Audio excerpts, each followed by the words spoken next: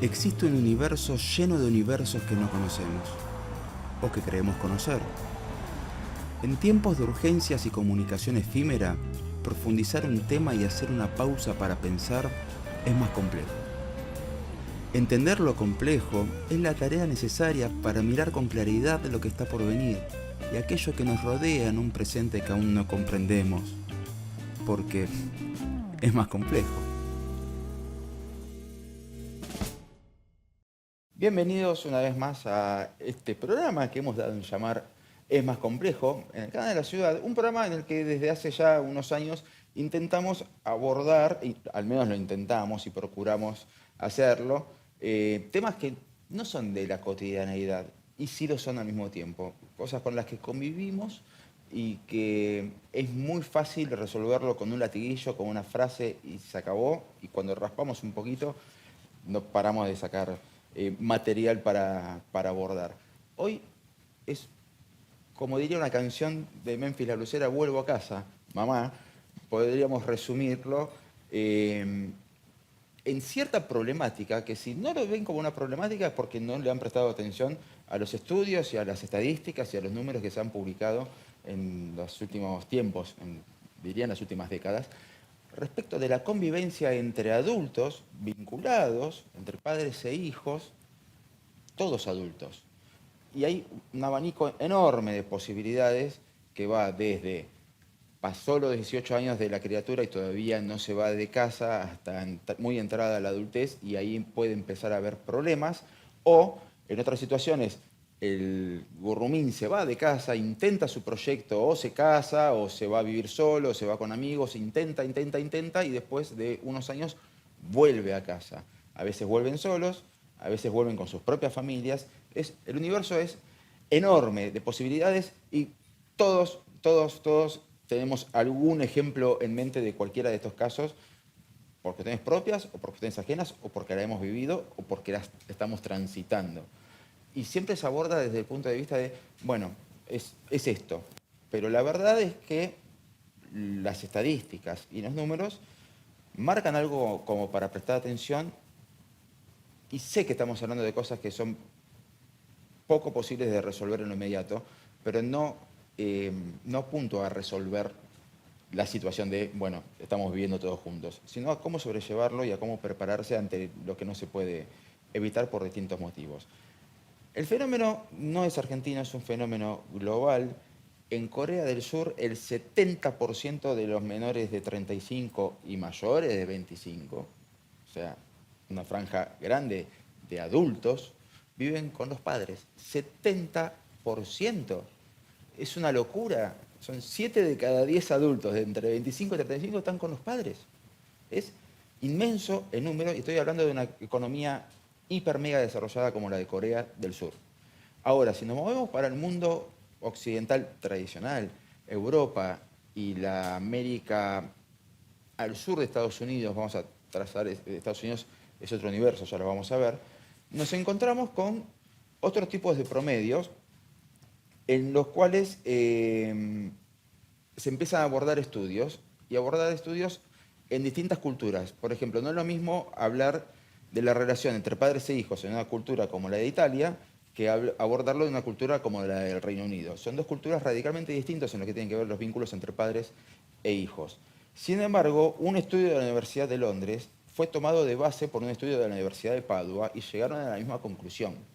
Los adultos que conviven con hijos adultos tienden, o sea, hay una tendencia, lo cual no quiere decir que sea obligatorio, un mandato, sino que hay una tendencia a sufrir mayores episodios de depresión o ansiedad.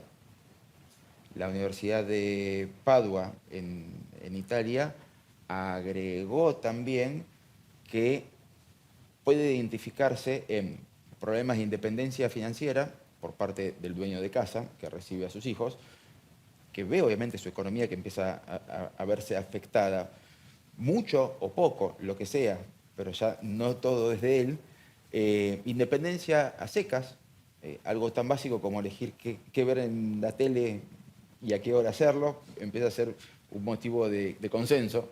Y todas esas cosas terminan repercutiendo en la salud mental y física, a veces de todos. A veces de todos. Hay cuestiones que tienen que ver con los ataques de pánico, tanto del que... Es curioso por qué impacta tanto en el que recibe a la persona. Porque uno dice, bueno, no es ninguna novedad que puede no estar muy feliz, o sí estarlo. Pero acá lo que estamos hablando es de situaciones no deseadas, no buscadas, ¿sí? No es, mira, me siento a charlar con mis padres y le digo, mira, tengo la posibilidad de sacar un crédito hipotecario y en el tiempo que me quede entre que obtengo el crédito e ingreso a la vivienda que pude comprar, y tengo 3 meses que me gustaría no gastarlos en alquiler porque necesito el dinero para hacerle modificaciones a la casa o para la mudanza o para pagar trámites, lo que sea. Bueno, es temporario, hay fecha de ingreso y fecha de salida. Es como ir a un hotel sin pagar mucho. Sabemos cuándo entramos, cuándo nos vamos, y los padres va a haber otro tipo de recepción. Ahora, cuando no se buscó, ahí es donde queremos meternos. Les decía que dejaba fuera de todas estas cuestiones de Estados Unidos, porque en Estados Unidos, culturalmente, en el sueño americano de la familia de clase media, por lo menos, está esa situación de tenemos hijos y a los 18 se van de casa. A los 18 se van de casa. Se van a la universidad y no vuelven. O se van a la universidad y si vuelven, vuelven muy poquito tiempo, muy poquito tiempo, y se van, definitivamente.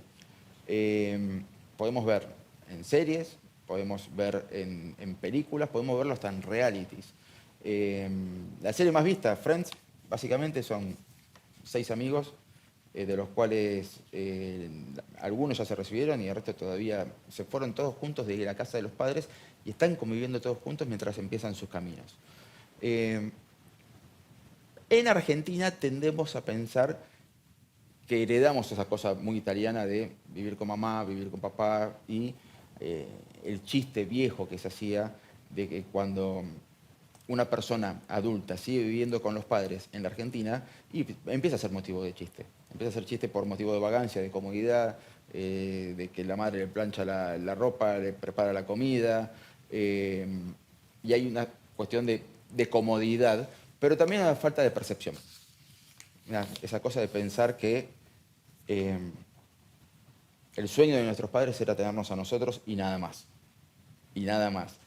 Y parte de eso quedó muy graficado en esta publicidad que por ahí recuerden, pero los invito a ver conmigo en este momento. Muy bien, todo muy bien. Che, ¿qué onda los viejos ahora que se quedan solos? Para mí, la rutina va a ser lo peor, ¿eh? Cocinar para 2. ¡Qué embole!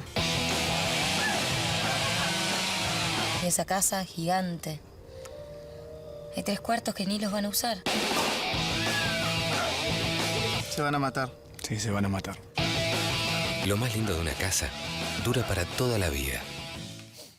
Una publicidad con una conocida marca de electrodomésticos. Tuvimos que elegir entre publicidades. Evidentemente es un tema muy recurrente para nuestra sociedad. En este caso es desde la percepción de los hijos, ¿no?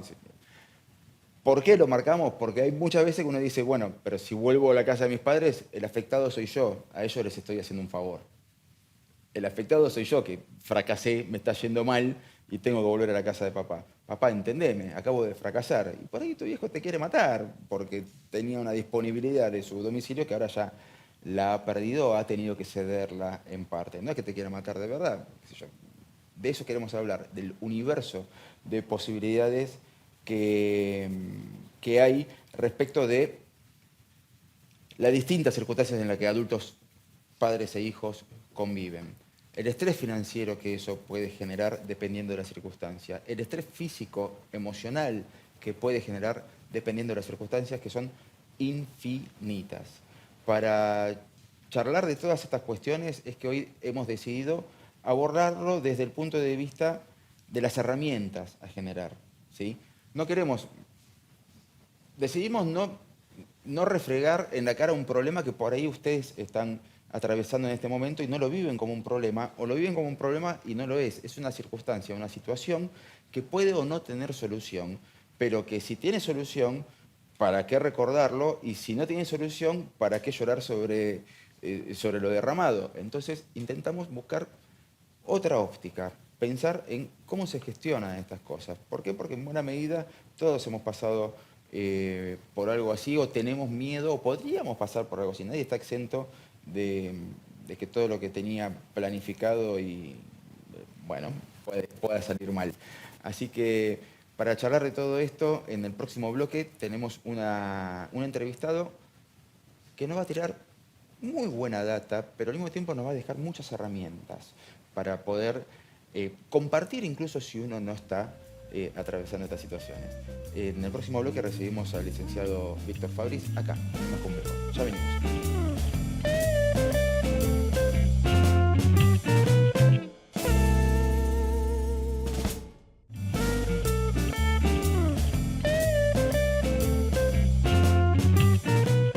Muy bien, seguimos acá en Es Más Complejo para charlar de este tema que lo teníamos como instalado, clásico, parte de la vida, pero que tiene sus complicaciones, la convivencia entre adultos cuando hay una relación familiar. No es lo mismo convivir con hijos que convivir con hijos adultos.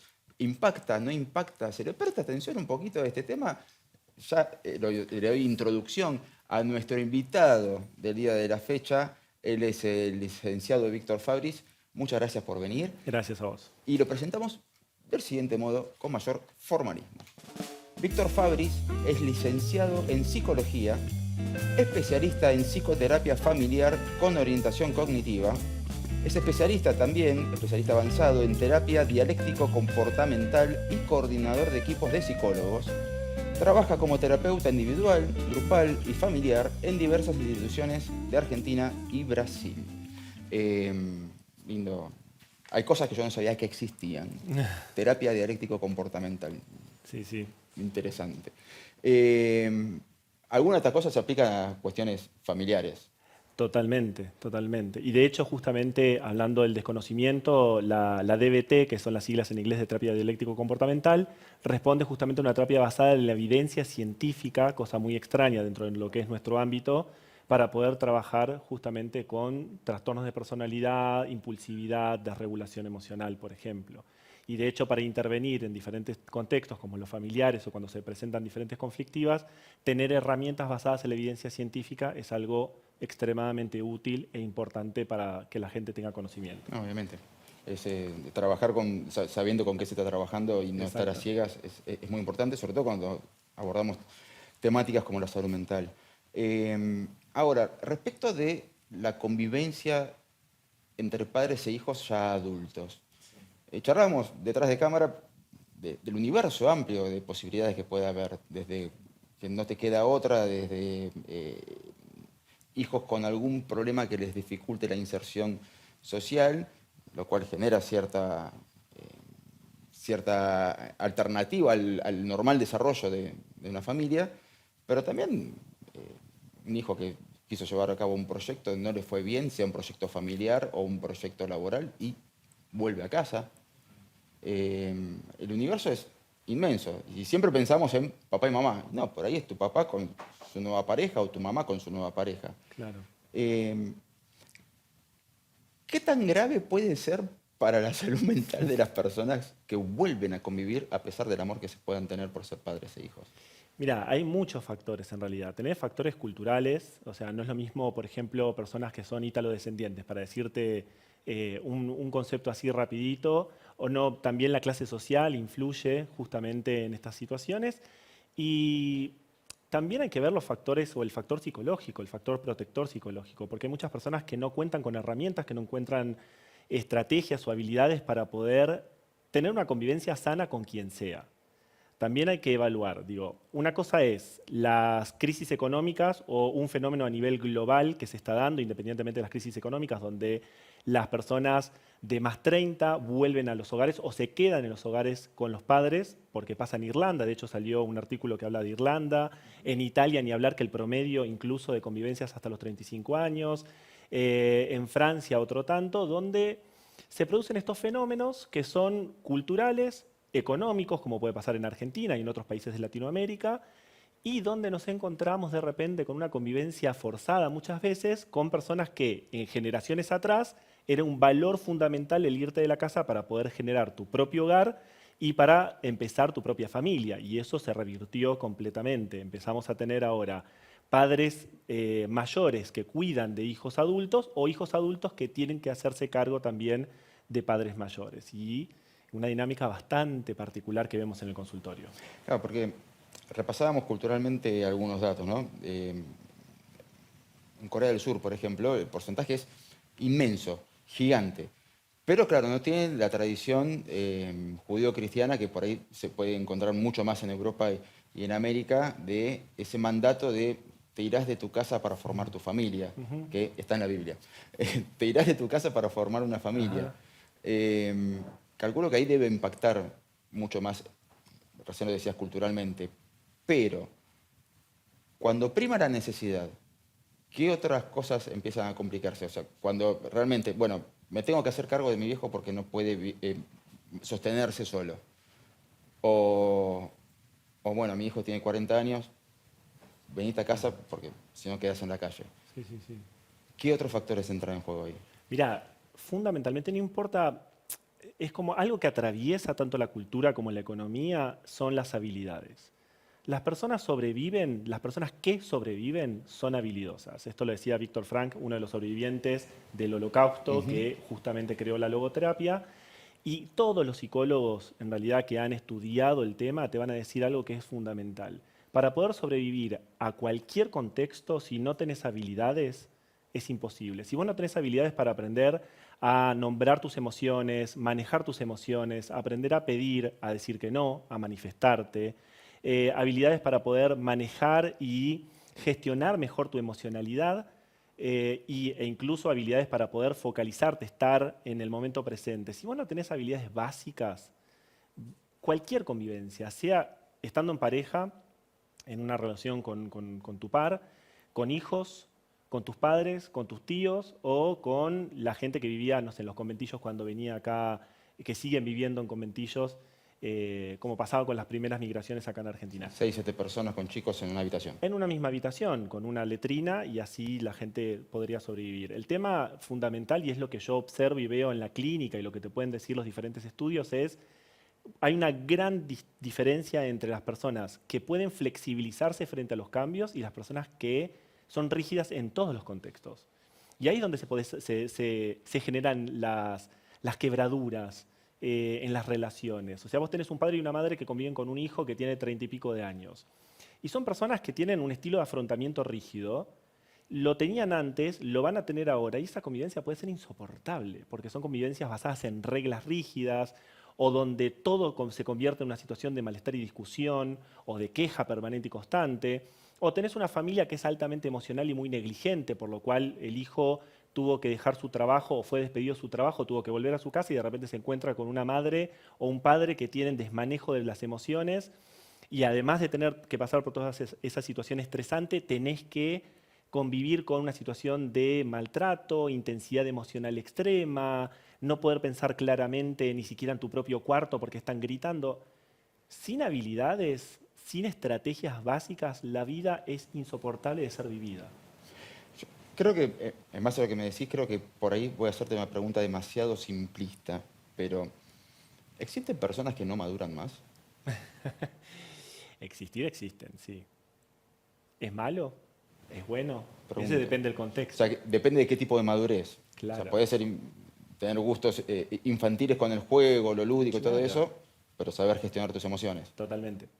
Por ejemplo, mi gran ídolo de la infancia era Carlitos Balá, Sí. y vos lo veías a Carlitos Balá con 93 años, 92, no sé hasta qué edad llegó, y te Haciendo hacía el monerías. gestito, te hacía la monería, te iba con el flequillito, de hecho tengo un poco el flequillo por él, y básicamente vos lo veías y te daba felicidad y alegría, y obviamente gestionó todo lo demás, no sé, no conozco su vida privada, pero Un padre de familia. un padre de familia ejemplar, con su mujer, sus hijos, y ahí tenés a alguien que nunca maduró, pero fue absolutamente feliz. Y tenés gente que no logra básicamente unir esos dos caminos. En realidad no puede entender o discriminar que una cosa es la inmadurez para determinado tipo de contextos y hay cosas como, por ejemplo, el manejo económico, el pago de los impuestos, tener que criar un hijo o no, o simplemente tener una vida sin hijos, pero una vida sin hijos responsable, que no logran hacerlo, no pueden hacerlo. Abriste una puerta que no se me había ocurrido, y es que a mí me gusta mucho Carlitos Balá, y hay cosas que recuerdo de entrevistas más íntimas, y eres una persona que de muy joven se tuvo que hacer cargo de muchas personas familiares. Lo cual saltó porque le preguntaron por qué había tardado tanto en hacer la corimba, por qué no mandaron a hacer el servicio militar a los 30 y pico de años, y él decía, porque cuando me tocaba a mí, pedí permiso porque sostenía a mi familia. Claro, Y no eran sus hijos, supongo que eran sus hermanos. total. Pero era la realidad de muchas personas. Él fue la realidad y es la realidad de muchas, muchas personas.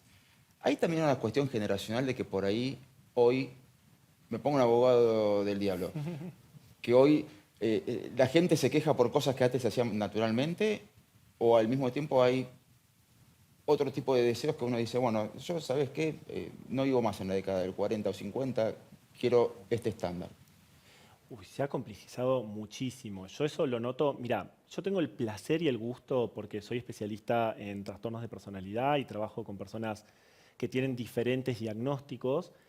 Me toca de todas las edades. O sea, atiendo chicos y chicas de 16 años, o hago entrevistas de admisión a chicos y chicas de 16 años y gente de 70, hasta incluso te digo que 80 años. De hecho, acompañé a una paciente en su momento, en sus últimos años de vida, antes de fallecer. Me ha pasado con varios. Qué ejemplo de plasticidad, que a los 80 años que era... Ella iba a terapia chocha, me iba a contar todo lo que le había pasado en la vida, pero con un desparpajo me contaba todas sus intimidades, que no las puedo contar acá, por supuesto, Obviamente. pero yo apasionado de ver que eso ocurría en los años 60, 70, en plena época de la dictadura, y me contaba cada detalle de todo eso, que era apasionante. Pero a lo que voy es, dentro de todo, vos tenés esta brecha generacional y tenés un mundo mucho más complejo también, de muchísima información y muchísimas más posibilidades de los que tenía antes. Te hacía referencia a esto porque de repente te encontrás con personas de 70 años que te dicen, mirá, la verdad que no es por una cuestión crítica, pero no es la generación de cristal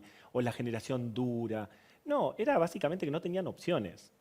Cuando a vos no te dan opciones, la aceptación radical de la realidad te obliga a tener que sobrevivir en ese contexto. Y eso es algo total y absolutamente adaptativo. El ser humano se adapta, así como de aquel Homo sapiens sapiens primero que empezó a migrar y se fue adaptando a los diferentes climas y a las diferentes zonas geográficas del mundo, también pasa con las diferentes épocas. Hoy en día tenés acceso a información infinita, igual aún así el video del gato sigue siendo lo más visto en YouTube. Así que imagínate el uso de la información que le damos en realidad a las redes sociales y a los Ya buscadores. hicimos un par de programas sobre educación y el dilema de tener tanta información y no hacer nada con eso. Es que te deja paralizado totalmente. Y vos ves a los chicos de hoy en día, yo veo a los más jóvenes que tienen las grandes ventajas y desventajas. Tienen muchísimas opciones, pero también son mucho más honestos con sus emociones. Mucho más honestos de lo que eran antes. Entonces, ¿se tienen que hacer cargo o no se tienen que hacer cargo? ¿Les toca o no les toca? ¿Pueden o no pueden? Mirá, depende de cada uno de los casos. Pero sí me he encontrado con chicos de 16, 17 años que son una maravilla de flexibilidad y que realmente con sus problemas de salud mental a cuestas logran incluso mantener a su familia. A mí me ha pasado de ver desde un punto de vista... Para mí docentes son los de primaria y secundaria. En la universidad ves una vez por semana a adultos, pero bueno, pongámosle del rol de docencia, ver que es cada vez más común que los chicos, bueno, los padres los mantienen un par de años más o los ayudan a sostenerse un par de años más mientras terminan la educación universitaria.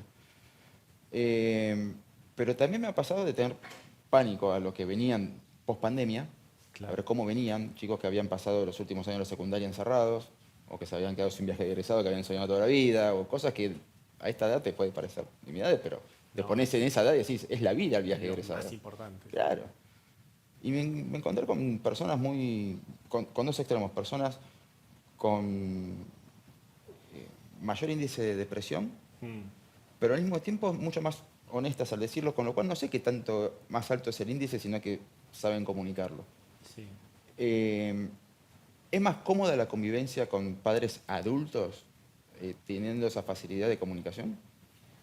Cómodo no sería el término que utilizaría para describir justamente esa situación. Por eso te hablaba recién el tema de las habilidades y cómo intergeneracionalmente se generan esos choques, porque vos venís de una situación en la cual cuando nosotros éramos chicos normalmente había temas de los cuales no se hablaba directamente. Y de repente vienen chicos y te dicen, mirá, me pasa esto a nivel sexual, o no, mamá, me siento triste, o la verdad que me da envidia, tal amiga. Nombrar la experiencia directamente es algo fabuloso por un lado, pero hay que saber recibirlo y también hay que saber procesarlo.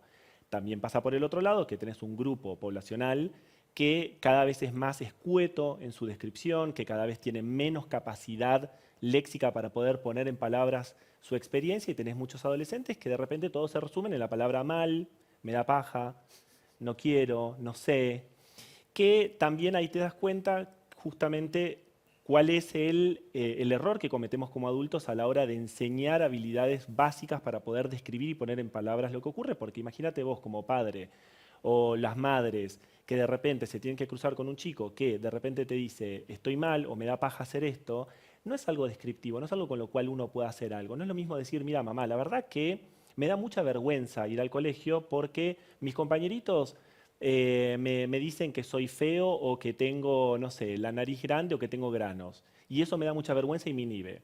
No es lo mismo que decir, me da paja ir al colegio. Entonces, en esa convivencia con tu familia, tengas la edad que tengas, si vos no ponés palabras a la experiencia y no transmitís claridad, que eso tiene que ver con la cultura, con la inversión en educación, con las familias, con el compromiso también para educarse. Si no tenés esas herramientas básicas, es muy difícil tener una buena convivencia. Lo mismo pasa con las parejas.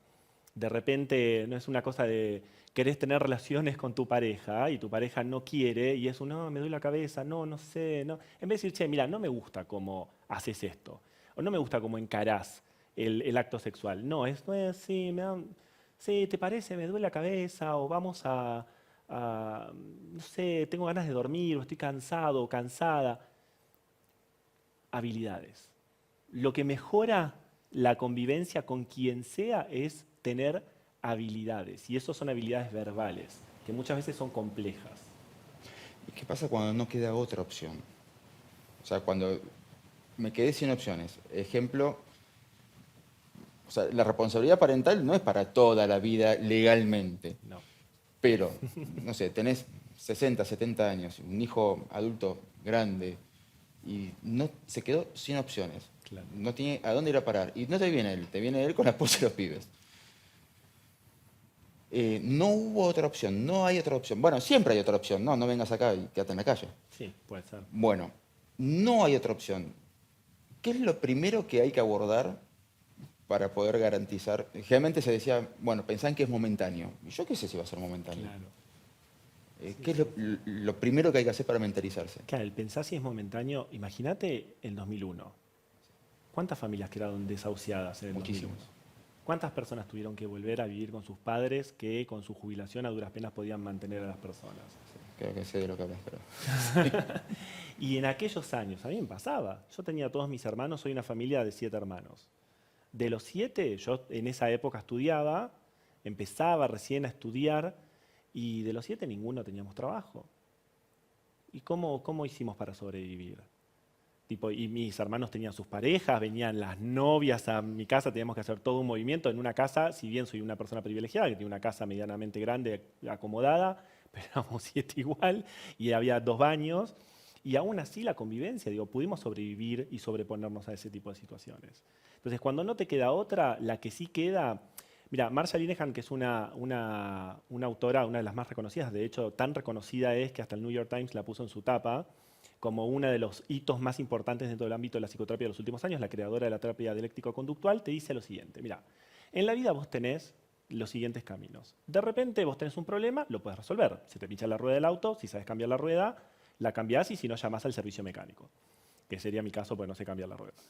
Después, si no sabes cambiar la rueda, lo que tenés que hacer es esperar. Estás en la ruta 51 yendo a Bahía Blanca, la 33 yendo a Bahía Blanca, y de repente no tenés señal de teléfono, te tenés que sentar y decir, bueno, voy a aceptar el momento, porque la aceptación radical es lo único que hace que en ese momento entiendas que en ese momento no puedes hacer nada. Ahora, te dio mucha furia y decís, voy a romper todo el auto porque este auto de porquería no sirve nunca y me dejó parado acá. Bueno, puedes tolerar el malestar. Tomas un poquito de agua, hablas con tu pareja, respiras profundo, das un par de vueltas, pegas un par de gritos, pero no rompes el auto, no empeorás la situación. Y la última opción es cagarla.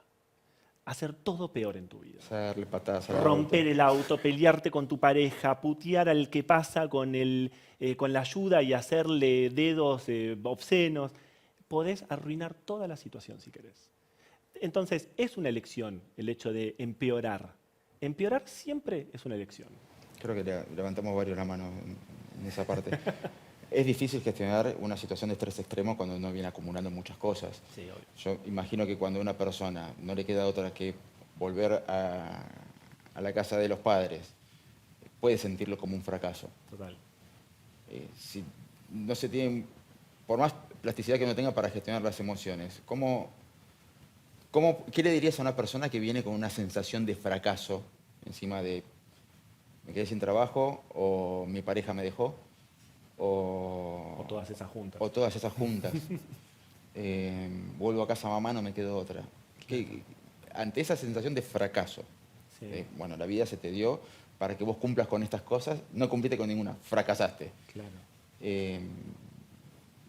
Además de hacer terapia, ¿qué es lo primero que le dirías a una persona que tiene que volver a la casa de alguno de los Mirá, progenitores? la herramienta más poderosa de la terapia psicoterapéutica de los últimos años es la validación. Esto viene desde el humanismo y de hecho fue conceptualizado y estudiado científicamente en los últimos años, que es aprender a validar a la otra persona. No hay mejor manera para ayudar a una persona a cambiar que validarla. Validarla es un concepto, la validación es un concepto muy profundo de empatía que va desde el simple te escucho, desde reflectar lo que el otro está diciendo para entender que vos estás entendiendo, hasta poder decirle honestamente, está bien que te sientas un fracasado. Es normal. Porque ponerse en esa positividad tóxica, que es un poco lo que empieza a pasar, lo veo mucho en las redes sociales, que sí, ponele abundancia, tapping, no sé qué. Y lo que te termina pasando es que, claro, ni el tapping, por más que te pegues con un martillo en el dedo, la verdad que primero no son cosas que tengan evidencia científica. Lejos están de tener evidencia científica. Segundo, que te sentís peor, porque vos decís, yo le doy abundancia, grito la felicidad, hago todos los rituales, y la plata, el trabajo, las habilidades y digamos, tener las posibilidades no te las va a dar todo eso. Yo entiendo que uno tiene que tener una visión un poco más positiva, por supuesto, pero si vos estás en el barro, vos querés que la otra persona venga, se agache, se embarre con vos y te diga, che, qué cagada estar embarrado. Alguien que te ayude a mal. salir. Y ahí te ayudo. No es como, dale, es una oportunidad que vos tenés para estar embarrado, fíjate que el barro es rico, comelo vos. Yo no voy a comer barro. Entonces también está alejarse un poco de esto. Hay una gaseosa muy conocida que decía destapá felicidad en Sí. una de sus grandes publicidades. Es el eslogan de marca. Exactamente. Y la verdad Y la verdad es. que no se puede destapar la felicidad. O sea, uno puede tener glucosa en ese momento, se Sí. sube la glucosa, por lo cual calculo que debe tener una asociación directa, pero la verdad que uno no la puede encontrar así directamente. Y si vos venís de una situación horrible, lo mejor que puedes esperar es que alguien te diga, ¿sabes qué? Te entiendo. ¿Sabes qué? Qué cagada que estás en esa situación. Yo también estaría igual que vos. O también estoy igual que vos. Si estamos en esta situación. Y al mismo tiempo vamos a salir juntos. Porque esa es también olvidarse un poco de lo que es trabajar en equipo. Y también ayudar a la otra persona. Eso me lleva a preguntarte cómo se prepara el receptor. Porque tenía una vida de privacidad y de intimidad compartida con los hijos, que se bifurca cuando ese hijo se va de casa, a la edad que se vaya, y cada uno va en paralelo y por más que vos veas a tu padre todos los días, su mundo privado va cambiando. Total. Y vos quedás ajeno a ese mundo privado y por ahí volvés y hay cosas que tu viejo o tu vieja hacen que no hacían cuando vos eras pibe.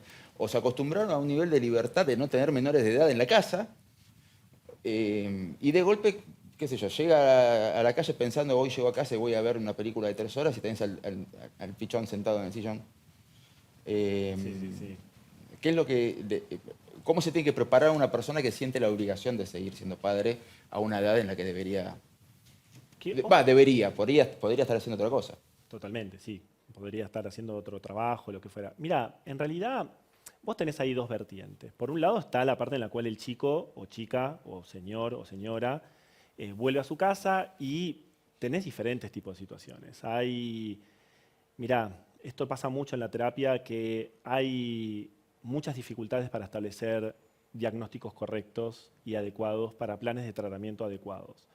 Y te pasa mucho con personas que son neurodivergentes y que no saben que son neurodivergentes y se han sobreadaptado de una manera fenomenal, han hecho un esfuerzo hasta que no les da más. Y a veces está bueno poder decir, bueno, descanso un poco, vuelvo, pido ayuda y pasa también con determinado tipo de trastornos del estado de ánimo, pasa con trastornos de ansiedad severos, que por ahí de vez en cuando necesitas eso y necesitas que te vuelvan a empujar. Entonces, prepararte para esa convivencia implica un plan de acción en el cual te comprometas hasta incluso buscar un tratamiento adecuado para que esa persona pueda volver a readaptarse. Y después tenés, por otro lado, personas que son, vamos a ponerlo así, víctimas del refuerzo social o familiar en el cual el no hacer, el no trabajar, el no estudiar, fue reforzado sistemáticamente por negligencia, por omisión o por acción. ¿Qué quiere decir? Hablando en términos en criollo bien básico, cuando vos tenés un vago, porque seguramente en la casa van a estar diciendo, bueno, pero mi hijo es un vago, vino acá, se quedó, se instaló, toma mate todos los días, no hace nada, y no responde a un diagnóstico de salud mental, ahí lo que uno tiene que prepararse, además de ser validante, porque la verdad que esa persona, nadie elige la vagancia, nadie elige no tener expectativas de vida, nadie elige no tener una vida que vale la pena ser vivida. Nadie conscientemente dice, che, voy a hacer que mi vida sea una miseria y lo único que voy a hacer es estar jugando a los videojuegos y estar tomando mate todo el día frente a la televisión. Nadie elige eso, conscientemente. Lo que sí tenés es todo un sistema que te va reforzando que vos termines siendo eso. Entonces, lo que uno se tiene que preparar es para poder desarmar ese sistema, es decir, para no reforzar eso. Desde lo que sea, intervenciones básicas y típicas como suspender el videocable en la casa, hasta poder hablar y poder ayudar a la persona a condicionarla a poder participar, por ejemplo, en algún curso o en alguna, no sé, adquirir habilidades, hacer un curso de electricidad, de plomería, de lo que fuera, en la medida que vos vas manejando a esa persona con lo que vos tenés, que es básicamente las consecuencias de la conducta. ¿Cuáles son las principales problemáticas de la convivencia que vos notás, bueno, sin ventilar intimidades, ¿no? Pero, bueno, básicamente eso, ¿qué es lo que más ves en las familias que, bueno, conviven tantos adultos extras además de la pareja, ¿no? Y ese adulto extra es el hijo. Claro, sí. Mira, es el choque de reglas, porque cada quien tiene su regla. Vos si sos adulto tenés tus reglas. O sea, es un híbrido entre ser un hijo y ser adulto. Vos cuando te vas de tu casa ya dejas de ser hijo. Esa cosa muy como latina que tenemos de mamá y papá. Cuando te vas de tu casa vos sos un adulto más con el cual vos después convivís. Obviamente mamá y papá, no le vas a dejar de decir mamá y papá, no, por supuesto. Yo, si mis padres están mirando este programa en este momento, claramente son mamá y papá. Pero matar a papá era una cosa que dijo Freud, ¿no? Era claro, la muerte del padre, la castración y todo eso. No. En realidad es básicamente un choque de reglas entre personas adultas y ahí es donde vos encontrás el conflicto.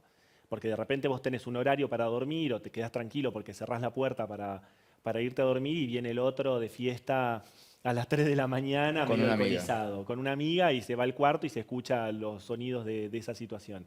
Y la verdad que es bastante incordioso para las partes y ahí es donde se tiene que generar un acuerdo de convivencia básico. Normalmente no pasa tanto por ahí, pasa más que nada por una cuestión de... Mirá, ¿viste ese viejo hábito de lo que tenés cerca cuando estás enojado es lo que más sufre? Las frustraciones a veces se transmiten a través del enojo y a veces terminan siendo transitadas, tu frustración, tu tristeza, tu impotencia termina siendo transitado a través del enojo. Entonces tenés a tus padres cerca y tenés malos tratos hacia ellos, o ellos se frustran por ver que su hijo está encerrado, que no puede salir, y lo terminan maltratando o usando en exceso el control aversivo de la conducta, es decir, el castigo. Vos pensá una cosa que es muy importante, que vos nunca le vas a enseñar a un chico a las tablas, yo las detestaba, aclaro, ¿no? Tipo, mi madre sabe que es algo que he sufrido, he sido excelente alumno, salvo en matemáticas. Pero a mí nunca me agarró mi mamá y me dijo, bueno, 2 por 2 y yo le decía 3 y me pegaba. Porque no iba a aprender. Claro, el refuerzo físico violento. Claro, o sea, si vos te están diciendo, tomá, decime que es 4, decime que es 4, yo no voy a aprender que es 4, yo voy a aprender que mi mamá está loca, o que, no sé, tiene problemas que yo no la quiero volver a ver nunca más, o esta señora que me está haciendo. Lo que uno aprende es cuando, justamente, decís 2 por 2 es 4, bueno, fantástico, te dan un premio, te dicen bien, te lo festejan, o no, 2 por 2 es 3, bueno, a ver otro intento, dale, vamos otra vez, fíjate que son 2 manzanas por 2. Todo ese proceso de paciencia también se traslada a la vida adulta. Vos cuando ayudás a la persona a través de el amor y la apertura, es muy diferente que todo el tiempo te estén castigando y mirando con cara de odio. Nadie aprende. No es que vos porque me estés mirando con cara de odio, ya conseguí trabajo, gracias por amenazarme y por decirme que soy una basura de persona, eso me motivó y me hizo sentir las ganas para irme. Sí, me van a dar ganas de irme, pero voy a agarrar lo primero que aparezca por ahí. Y por el otro lado también, como te decía, la positividad tóxica tampoco ayuda porque ponerse en porrista de película norteamericana, tampoco a agitar a tu hijo, tampoco le va a ayudar. Es sentarte con tu hijo y conocerlo y ver qué le está pasando, qué necesita y ser más sensible a lo que está ocurriendo con tu hijo en particular, o tu pareja, si es tu pareja, o tus padres, si tus padres necesitan ayuda. De eso se trata un poco más, el arte de la convivencia. ¿Qué pasa cuando hay más menores involucrados? O sea, volvés por una cuestión, puede ser momentáneo, pero estamos hablando de las situaciones en las que no sabemos que es momentáneo. O sea, lo dejamos bien marcado. Pero ponele, volvés a la casa de tus viejos, porque no te queda otra, con nenes. ¿Dónde queda esa sensación de soy siempre hijo, pero también tengo que ser padre de él? ¿Soy el abuelo o tengo un rol paternal porque esta es mi casa y yo estoy poniendo la mesa? Claro. ¿Se sobrevive a eso? Sí, han sobrevivido tantas generaciones. ¿Cuántos han estado en esa situación? O sea, yo por lo menos el recuerdo más directo que tengo, digo, hay situación ahora en las personas que pueden sobrevivir en la extrema pobreza, gente de clase media. Mis abuelos cuando migraron los 18 italianos al mismo lugar y en ningún momento se termina reconfigurando el panorama familiar. Ahora, es tener una charla o es tener muchas charlas y es tener también la apertura para poder ver cómo diagramar. De hecho, lo que nosotros consideramos como concepto de familia es una construcción totalmente occidental, occidental y latinoamericana, porque vos vas a Estados Unidos, vos te quedás después de los 18 años, el patadón que te pegan. Yo he visto gente, chicos de 18 años, que no saben ni hacerse una tortilla, pero te vas a vivir solo, manejan auto. Te desespera cuando ves en algún rally y te dicen, no, tenemos que aprovechar nuestros hijos. Están solamente 18 años con nosotros. Te lo dicen con una naturalidad. Y la criatura tiene 4 años y está comiendo un helado. Te quedan 14 años de convivencia. Y también tenés, como decías vos, en Corea. Bueno, yo conozco gente en Italia que tiene 35 años y sigue viviendo con la mamá, y la mamá es la palabra de la mamá, y vos vas con tu hijo, con tu pareja, y tipo, la mamá no lo aprobó y fuera del sistema. La gente sobrevive, somos 8.000 millones de personas, claramente hay algo que se llama plasticidad psicológica y cerebral, y en todo contexto, con buena apertura y un poco de conciencia de lo que está ocurriendo, podés sobrevivir a ese tipo de situaciones. El problema no está en lo que vos tenés que hacer, el problema está en la negación de tener que hacerlo. Cuando te quejas de la realidad y decís, no, ¿por qué me tocó a mí? Yo ahora estaba jubilado, iba a jugar a las bochas y ahora tengo que comprar comida para mis nietos. La negación de la realidad trae sufrimiento, ya algo que es doloroso. Eso es lo que te dicen los grandes filósofos budistas. O sea, vos al dolor, si le metés negación, eso es sufrimiento. Entonces, cuando vos tenés una convivencia que vos no querés aceptar, básicamente lo que vas a hacer es sufrir, porque es la que con la cual tenés que lidiar. y después se arreglarán las cosas hablando, si se puede hablar, y si no, huyendo lo más rápido que se puede. Víctor, es un placer. Hay 10 millones de preguntas más que podemos hacer, porque toda pregunta en este contexto, toda pregunta tiene que ver con experiencias o personales o de cosas que vamos recordando, que hemos escuchado o que vemos. Así que nada, gracias, Gracias a vos. por ser tan claro también para explicar, tan conciso y no utilizar palabras difíciles, que a veces es una tentación desde lo profesional. Así que gracias nuevamente. Muchísimas gracias. Acaban de ver y escuchar al licenciado Víctor Fabris. Nosotros vamos a un pequeño corte y enseguida volvemos con el último tramo del más complejo del liderazgo.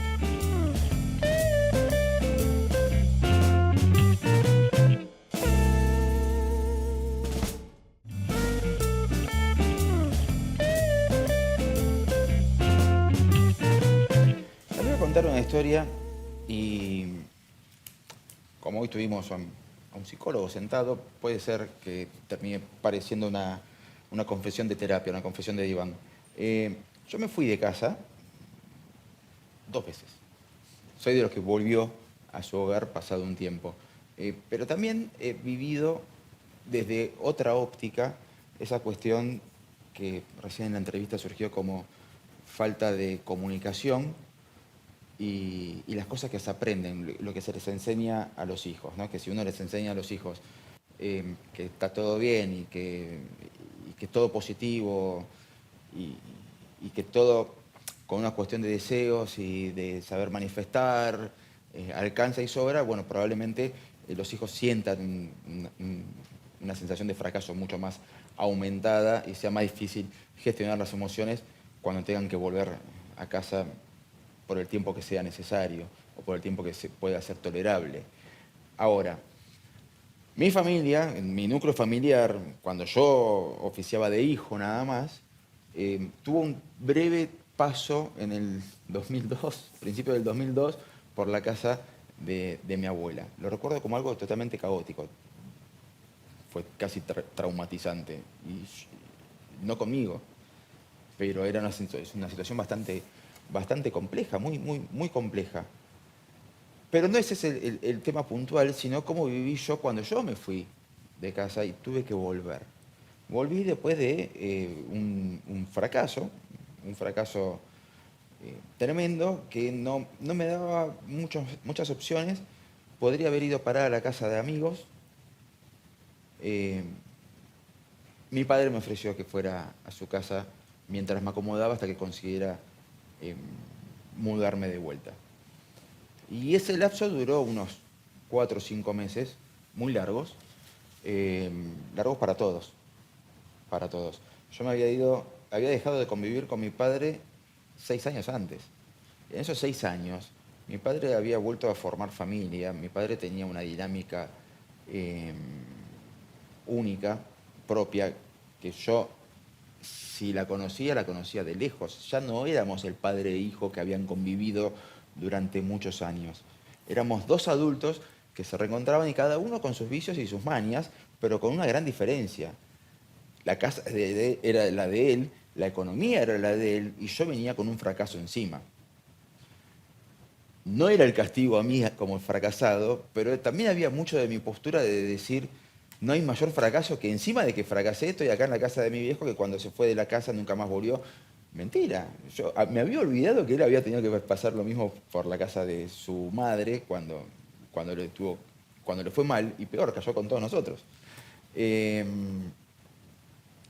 Sí he notado, y ha sido algo que surgió muchas veces en la entrevista, el serio problema de la falta de comunicación y las diferencias generacionales, no desde el punto de vista de los niños de cristal, la generación de cristal, todas esas cosas que me gusta decir de los más jóvenes para no reconocer que directamente no los escuchamos, sino que tiene que ver con correrse un poco del lugar de soy eternamente el hijo de fulanito de tal, ¿no? O sea, esa cosa de papá, mamá, acá estoy, tienen la obligación de ayudarme, legalmente no hay ninguna obligación, no la hay. Legalmente la obligación se acabó a los 18 años. Si estudian pueden estirar cierto aporte de manutención durante unos años más, 5 o 6 años más, no mucho más. No hay ninguna obligación legal para que sigan manteniéndolos, para que sigan manteniéndonos a todos. Lo queremos llevar al plano de la moral, bueno, volvemos al punto número 1, son cuestiones culturales, 100% culturales. Pero en caso de aceptar que no hay ninguna obligación, quizás podamos valorar aún mucho más esa posibilidad de que estén haciendo por nosotros los que no están obligados a hacer y volvamos a sentir un poquito ese abrazo de contención de papá o de mamá, aunque sea figurativo, porque están haciendo algo que no están obligados a hacer. La ley no los obliga a hacerse cargo ni de nosotros, ni de nuestros hijos, ni de todos nuestros errores, ni de todas las cosas que nos haya ido mal. Nos fue mal a nosotros, no a ellos. Lo hacen igual, se agradece el doble. ¿Por qué? Porque está el gesto de amor.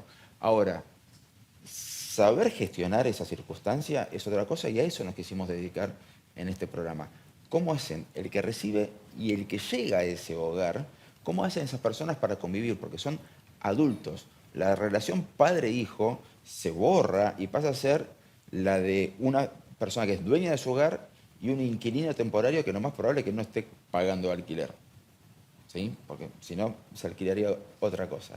Está en la falta de privacidad, está en que de golpe el padre aprende a ver a su hijo como un adulto, pero yo no sé cuántos de nosotros como hijos dejamos ver a nuestros padres como papá y mamá.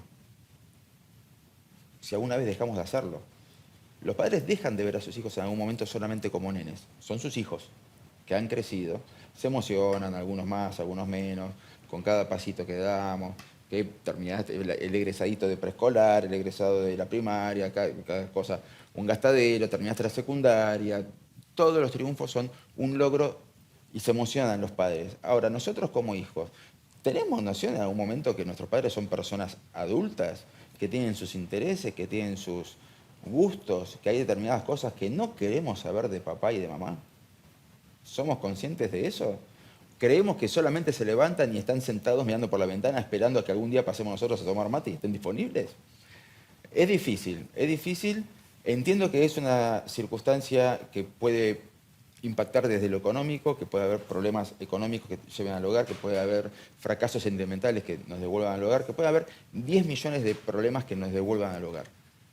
Saber que ese hogar está ahí para recibirnos cuando haga falta, creo que es un lujo que no cualquiera puede darse y que debería ser un poquito más valorado, aunque sea como salvavidas. Pero bueno, para todo lo demás existen las terapias. Espero que haya contribuido a algo todo esto que hicimos hoy, sobre todo la conversación con Víctor Fabris, porque no nos habló difícil. Fue didáctico y nos trajo un montón de tips que da mal. Tips es algo muy de influencer. Nos trajo un montón de respuestas y de soluciones, de posibilidades de abordaje a este problema que, como nuestro programa se llama, es un problema muchísimo más complejo. Yo me despido hasta la próxima emisión, acá por el canal de la ciudad, con Es Más Complejo, y veremos qué tema traeremos en el próximo episodio para analizarlo juntos. Hasta la próxima.